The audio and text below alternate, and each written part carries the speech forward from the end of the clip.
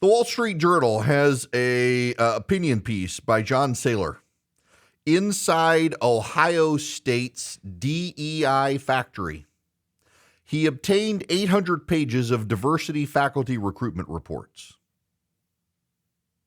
So let me just read you part of this because it's kind of eye-opening.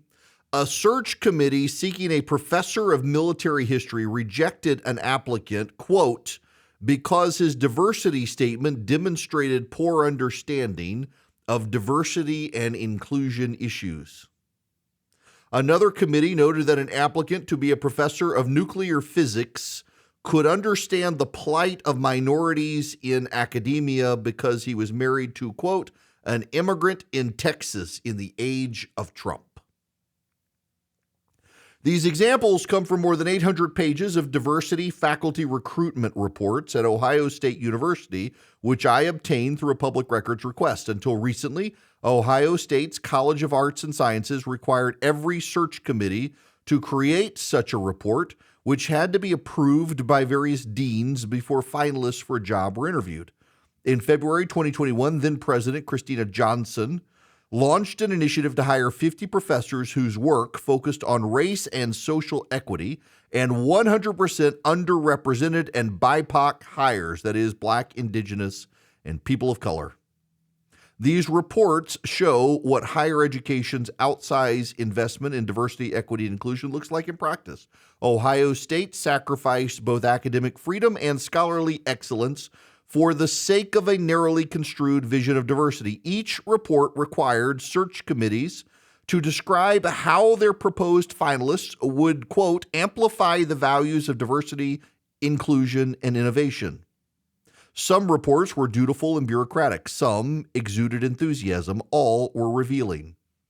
Racial diversity was touted as a tool to achieve viewpoint diversity, but viewpoint conformity often served as a tool to meet de facto quotas. One report said a candidate would, and I quote, greatly enhance our engagement with queer theory outside of the Western epistemological approaches, which would greatly support us both in recruitment and retention of diverse graduate populations.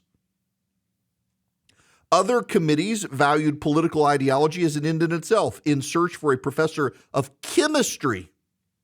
The report noted that one candidate's, quote, experiences as a queer neurodivergent Latinx woman in STEM has provided her with an important motivation to expand DEI efforts beyond simply representation and instead toward social justice. This was a chemistry professor. Another report conceded that, quote, as a white male, one proposed finalist, quote, does not outwardly present as a diversity candidate. In his defense, it notes that he recently published on critical race theory. The reports required search committees to describe how they evaluated diversity statements. The committee cited those statements as the sole reason for eliminating certain candidates in fields as varied as aquatic ecology, lighting design, military history, and music theory. On and on it went. You just can't make this stuff up, can you? So, essentially what happened is Ohio State decided it was less important to find experts in fields who were competent and capable of teaching young people, and more important, to hire people committed to diversity, equity, and inclusion. So, for example, you have consideration of the professor of chemistry, whose consideration is not that she's a good teacher or that she's good at chemistry, but that she's a neurodivergent Latinx woman. A professor of military history was rejected because he was too white. And this is my favorite right here. A candidate solely acknowledges that racism, classism, etc. are issues in the academy. That's right. The candidate acknowledges that racism, classism, etc. are issues in the academy. He was applying for a job as a freshwater biologist.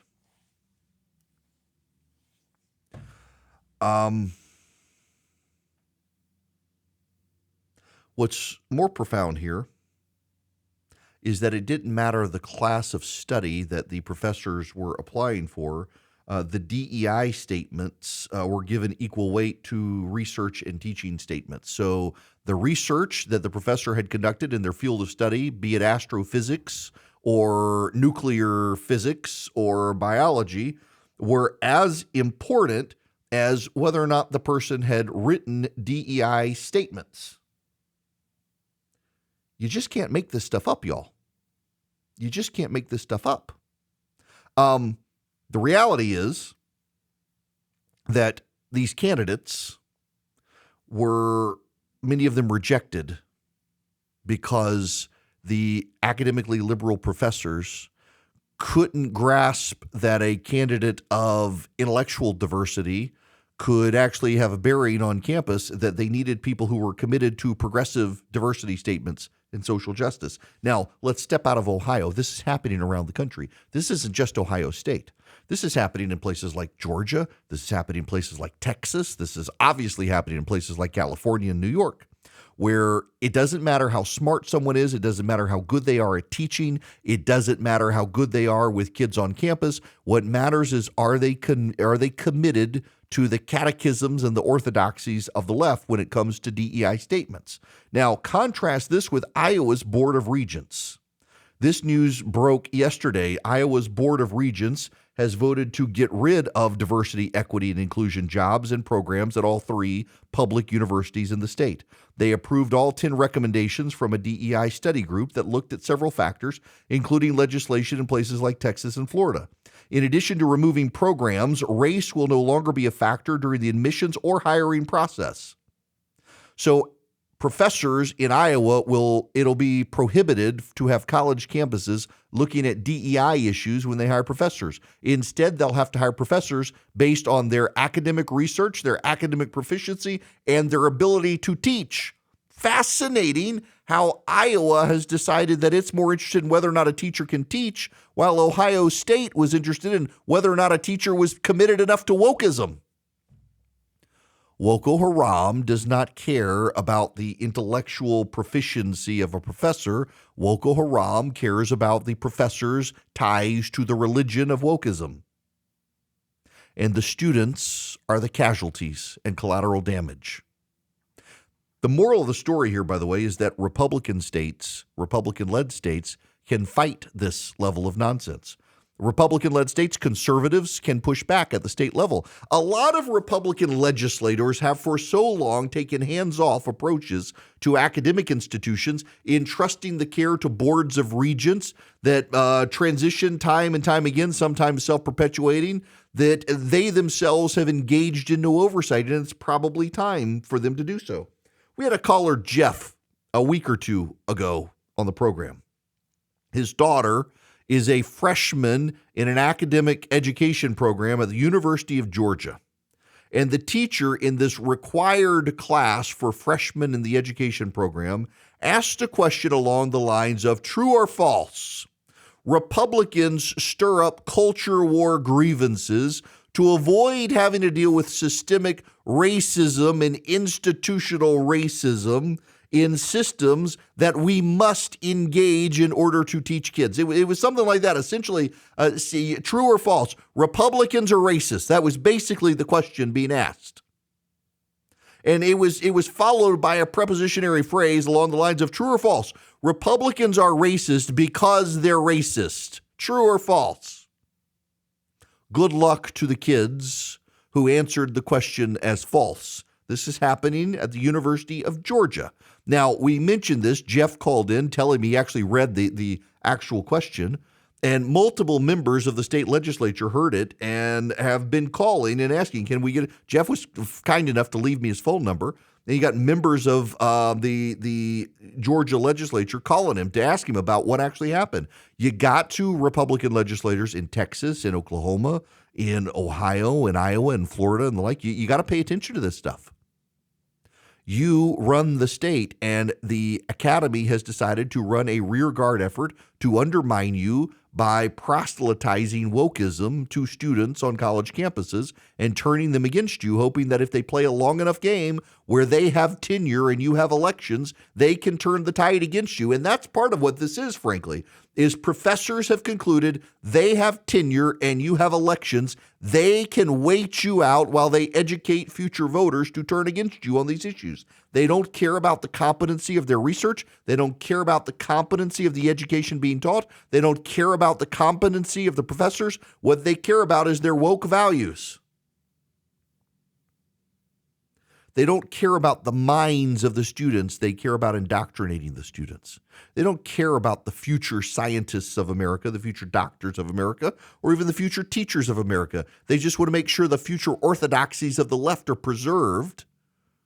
And you, the Republicans in these states, you have the ability to hold them accountable. You have the ability to regulate. You control the purse strings in the state. It is your power as the democratically elected legislative institution of the several American states, the power of the purse. And you probably don't use it enough. You probably don't oversee enough. They've cracked down in Florida. They've cracked down in Iowa. But there are a whole lot of states with Republican trifectas where you got Republican governors and Republican legislatures, and they've continued to play this hands-off role with the academy, with higher education, where you have these progressive academics who are indoctrinating students, and their hiring pool is required to be as woke as possible. Literally, the Ohio State, notice I said the Ohio State. Probably there's an issue there when it comes to the grammarians. The Ohio State hired a woman or recommended hiring a woman as a chemistry professor, not because she was a good professor, not because she was capable of teaching, not because she had academically gifted research in the field of chemistry, but because she was a neurodivergent lesbian Latinx. That's it. That's why they wanted to hire her. This is where we're headed. It's going to get worse unless Republicans decide to intervene, investigate, and exercise the power of the purse at the legislative level. He'll do the research.